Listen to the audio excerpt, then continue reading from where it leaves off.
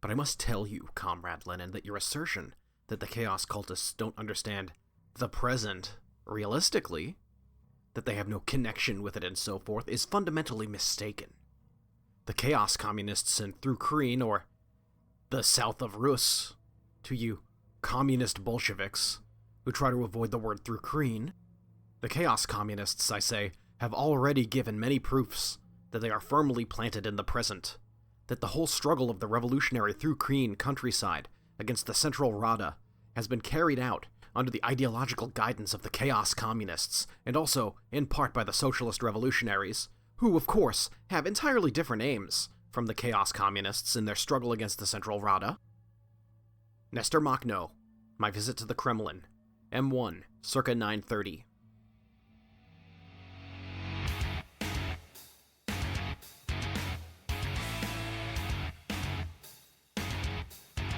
Welcome to Heresy Theories and Lore. Here, we collect depraved tales from the most twisted figures of history, so that the Union of Soviet Socialist Space Republics can learn from these horrifying mistakes. Today, we bring you the tale of Nestor Makhno, the second most monstrous figure that the Eternal Comrade of mankind was forced to ally with during the Unification Civil War. Nestor Makhno was born late in M1 888. He was born into impoverishment in Through, the life of a destitute peasant. At a young age, he held a comradely spark, struggling against the rich and powerful he was forced to labor under. Although, even then, his eyes shone with the spark of chaos. In M1 905, the tension in the Rusan ruling class between those that wanted to modernize their society and those that wanted to maintain the masses in feudal bondage finally broke, and a great revolutionary fervor spread across Rus and the regions it controlled. Makhno, then still a child but already with a revolutionary spirit, got swept up in it all. He joined the Rus Social Democratic Labor Party briefly, but soon he was enticed by the siren's call of chaos. He fell to a cult of Tzeentch, but by this time the Rusan ruling class had quelled the uprisings with false concessions, and the police cracked down once more on dissident political organizations. He had to find a new political home and soon found his way into a more secretive cult, this time dedicated to Nurgle. But a cult to Nurgle can only remain secret for so long, and its foul taint and ichor escaped containment. The police captured Makhno, and he was sentenced to death, but through his worship of Nurgle, he was covered in weeping, pus-filled wounds that oozed fetid liquid. No executioner would touch him. He was transferred from prison to prison, but as soon as he arrived, the administrators would find an excuse to send him along to another prison, then another, and the next. Finally, he ended up in Buturka prison in Skau. It was a prison where the Tsar kept his most dangerous political prisoners, and here is where Makhno encountered the worship of malice for the first time. Tzeentch, Nurgle, Slanesh, Khorne. These are the commonly known gods of chaos. All of them are foul, but none of them are as dangerous as Malice, the forgotten god, the chaos god of anarchy and vengeance. Hidden from the public eye so Games Workshop doesn't have to pay royalties to the dude that came up with him. Makhno's worship of Malice allowed his festering wounds to at least partially heal, for now at least. Elsewhere, the great powers of Europe became locked in a life-or-death struggle for the control of world imperialism. Desperate to prove himself a great leader, Tsar Nicholas II used every resource to bring the war to the Central Powers, Austria-Hungary and Germany. This was the Great Imperialist War, and all of the powers of Old Terra could produce only new industrial horrors none previously could imagine. By M1 917, the people of Rus had had enough. At first, there was a bourgeois revolution. The Tsar was ripped from power and all political prisoners freed. Makhno was freed. He returned home to Through. In the time he was gone, the conditions had changed. He found it fertile soil to plant a cult of malice. The bourgeois government believed that now, freed from the Tsar, they could win the Great Imperialist War. But there was unrest with this idea. The working class of Rus was long sick of the war. In Through, Makhno began forming his chaos cult into a legion of Marines. And in Rus proper, Vladimir Ilyich Ulyanov, a leader in the Rus Social Democratic Party and newspaper editor, cast off the shackles of his petty human identity and returned home as Lenin, the Eternal Comrade of mankind. He, along with his blood guards and his allies, the left faction of the socialist revolutionaries, seized power for the working class. He fulfilled the promise of the revolution and finally made peace with the Central Powers with the Treaty of Brest-Litovsk. Through was ceded to the Central Powers, but At least it ended the war. Machno made his way back to Rus. He met with Chaos cultists along the way. Already the heroic Blood Warriors were working to purge their taint, but the Chaos cultists yet survived.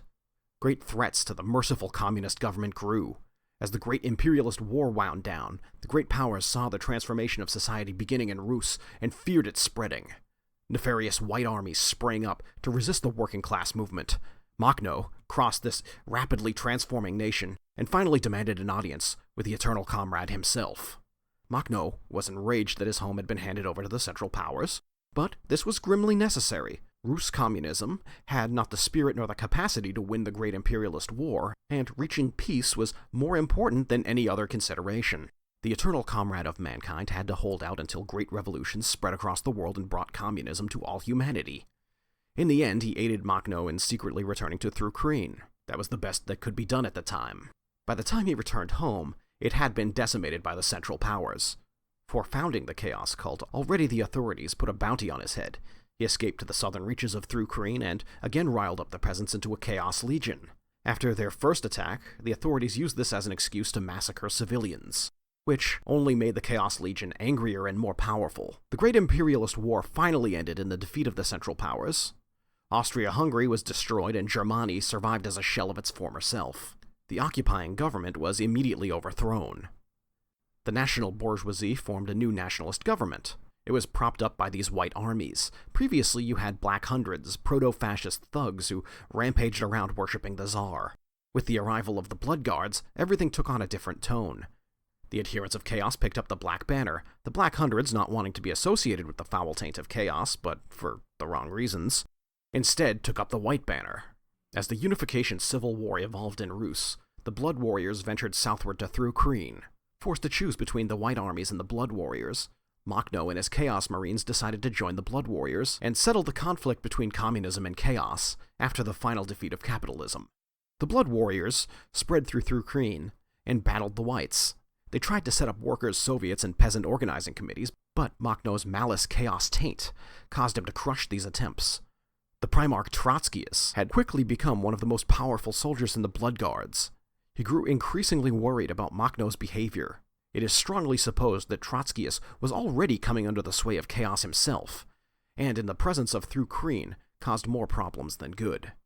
Machno, sensing Trotskyist's plotting, stepped down as general of his Chaos Legion, but regardless, Trotskyist tried to have him arrested anyway. Unfortunately, corrupted Blood Guards allowed Machno to escape. Machno, now hunted by the Blood Guards and the White Armies, formed a small strike force, but remained in the war.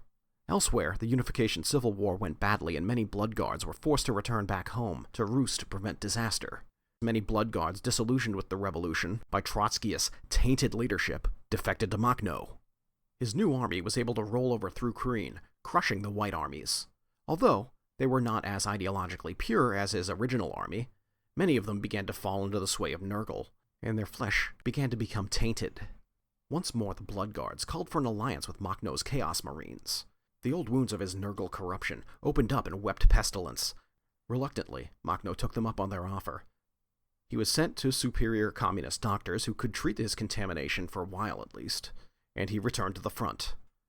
The Whites were weary from years of imperialist and civil war. Finally, the combined forces of the Bolshevik Blood Guards and Malice Chaos Marines had the White Armies nearly destroyed. Machno was ordered to deliver the kill blow and destroy the White Armies for all time. His chaos corruption, however, had made him too weak. He couldn't do it. The White Armies escaped, and this time were too weak to fight on, and they left Thru-Kreen entirely. Machno's insubordination forced the Blood Warriors to turn on him. If he was allowed to remain, then Thru-Kreen would inevitably be tainted and destroyed by the Chaos Gods. Machno escaped. He wanted to fight on, but years of war and the pestilence of Nurgle had taken a toll on his body.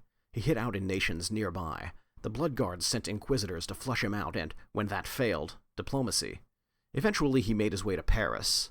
A few other chaos dissidents of the Soviet Union had taken up residence there. He survived working odd jobs and writing for chaos journals. Even though he had long since abandoned Nurgle, the Chaos God had taken a toll on his body, and he slowly rotted away. He was finally destroyed M1934.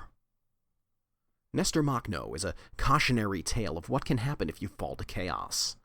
He believed with all his soul in the precepts of chaos, and look where it sent him, to the grimmest, darkest hell. He lived a life of misery and strife. He never knew peace. Thank you all for watching. I really enjoy heresy theories and lore. I tend to have a lot of fondness for insurrectionary anarchist figures. And as far as Ukrainian historical figures go, you can do a lot worse than Nestor Makhno. Anyway, the housekeeping. If you enjoyed this dumb crap, go out and do some good in your community. There's gotta be somebody out there doing something. Salt a union, join in the defense of queer communities, give or take mutual aid. And if you want to support me making these dumb videos, you can follow me as Marxist Lore at mastodon.online, or do some ineffective altruism at patreon.com/socialismisgood.